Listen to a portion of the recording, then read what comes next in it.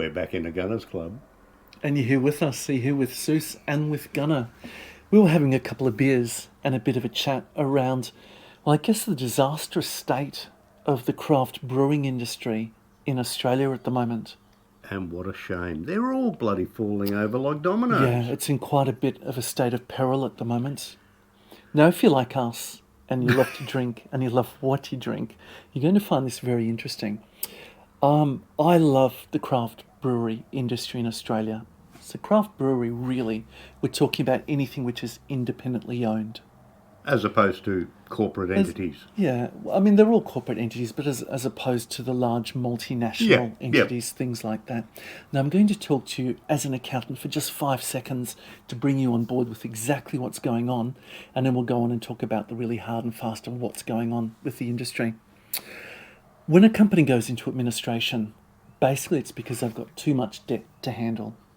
And some of the debt is obviously tax, and then there's the debt for things like the suppliers and the goods that they need. A lot of businesses in the brewery industry have been going into administration at the moment. So it was announced this week that Hawkers in Victoria, And what a shame that is. who make that tiramisu white Oh, stout that we just absolutely adore, and Big Shed in New South Wales have just recently entered administration. Now, sometimes there's a happy ending to that. I So like happy endings. Bad Shepherd in Cheltenham entered administration last year. They were in administration, I think, only for about 1 month, and they managed to sort out the finances, come to an arrangement, and leave administration. See, what happens is this. If a company goes into administration, two things can happen. One, they can have an agreement where they ditch a lot of the debt that's owing, and so they pay cents in the dollar back to the people they owe money to. And if that happens successfully, the company comes back into the hands of the directors and they march on. Otherwise, it can go into liquidation, and that's just the end of the business. But increasingly, we're finding that the craft breweries are entering administration. That's a big problem. It's a big problem because they're making unique product for us as Australians.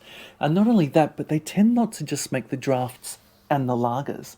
They're making interesting stuff. They're making the Pacific Ales, the hazy IPAs, all that sort of stuff which is interesting and makes life worthwhile.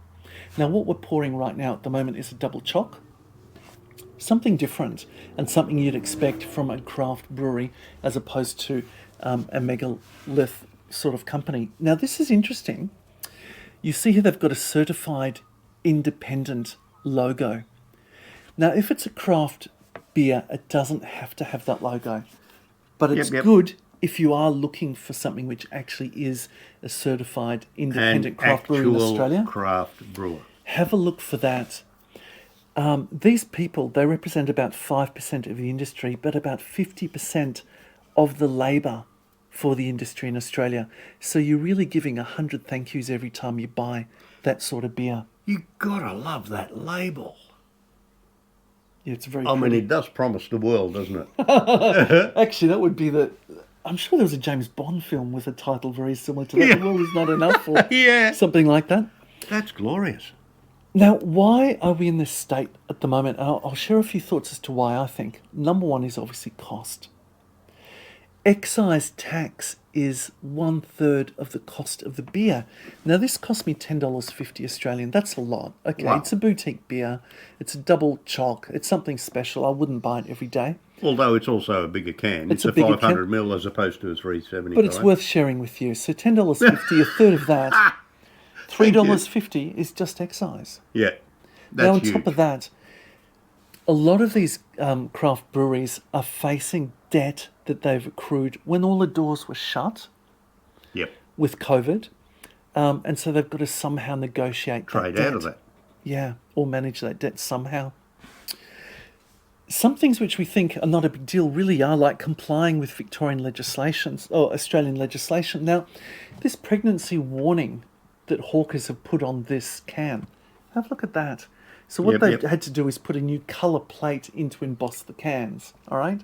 Looks like a really minor deal. It costs them $50,000 to do it. That is a lot of serves of beer. Oh, yeah. Whether you buy that from the local fridge or whether you're buying it over the counter. So they would have had all this artwork for the beer can done everything's cool. Okay, we've done that. We've already paid the money. And now's the It's new ready to go. compliance.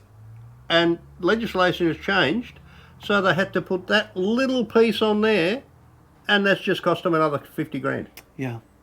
Wow. So costs have been going up. Transport has gone up dramatically. I read an article where they're talking about it having increased post-COVID by 50%, and barley, which is a chief ingredient for beer, by 22%. On top of that, labour keeps going up. And the government has decided to give themselves a pay rise in that excise tax, already at 33%, is legislated to go up automatically every 6 months. That's Now, criminal. how can you thrive in an industry like that?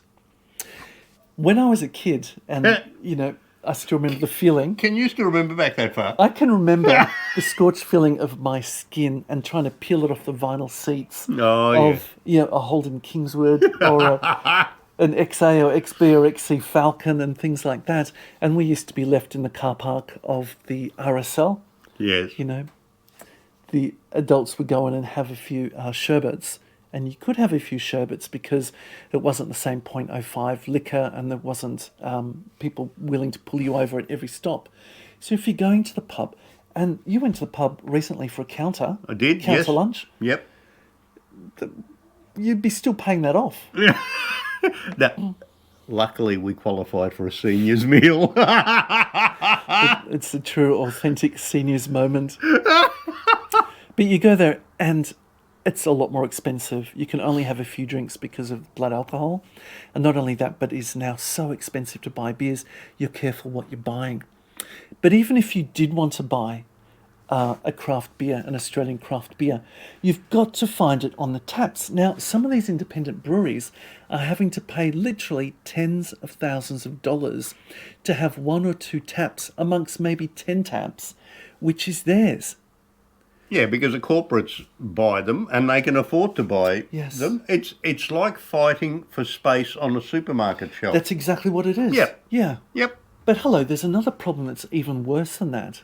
This is quite insidious. Yeah. You think you are buying an Australian craft beer, but in fact you're not. And this is something you mentioned to me just recently as well. Okay, so have a look at this, and I'm not saying anything about the product at all. We're talking simply about the labelling and what you think that you're buying. The packaging. Okay. The way it looks. The way it looks, Pirate Life. So Pirate already, it sounds a bit rogue, a bit independent. Yeah. Okay. A bit edgy. Yeah. This is not an Australian craft beer. Yes, it's an Australian product, but it's actually owned by Asahi, the same folks who now own Carlton United Breweries, VB, Great Northern, Carlton Draft. Yep. All these things which you think are Australian are actually part of a multinational from Japan. Even this Pirate Life and many, many, many others that they own as well is in fact not an Australian craft So beer. you think you're buying a craft beer when it's not? That's right, you're buying Asahi, so that's going to Asahi. A beer which we're big fans of, and you've got a facsimile of it on tap, is Stone and Wood. Yes. It's a wonderful beer. If you haven't tried it, I recommend it. But again, looks like a craft beer, but looks can be deceiving. This actually belongs to Lion Nathan, which is now Japanese. Effectively, the money is going to Kirin, part of Mitsubishi.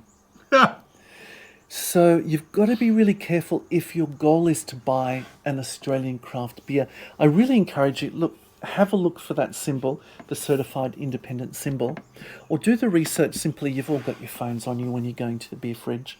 You probably don't when you're at the pub because the lighting's low. And you're probably onto your third beer already. But do your bit. Support what you love and love what you support.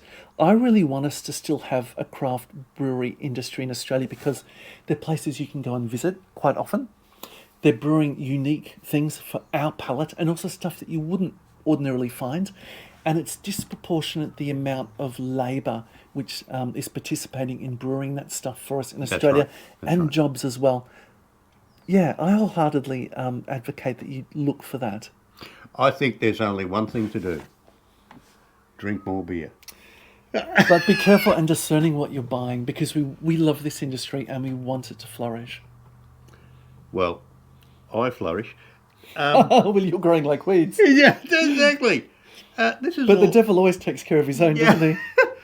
This It's not exactly living up to its promise, is it? Yeah, it's not what I was hoping for. No. But you don't know that until you try it. Yeah, and the good thing is, like I'm saying, at least we've got a whole library of things to try. I really enjoyed just doing a bit of research into this industry for you. And I'm so glad you did. Why don't you go back, have a look at our library? We've got a whole lot of videos about the alcohol industry in Australia and a little bit about overseas as well. And we have great fun and we love when you join us as well. Thanks, guys. And don't forget to like and subscribe. Yeah, do all that and good we'll stuff. be bringing more to you. We've got some great ideas for this year, so you just watch this space. Catch you on the next one.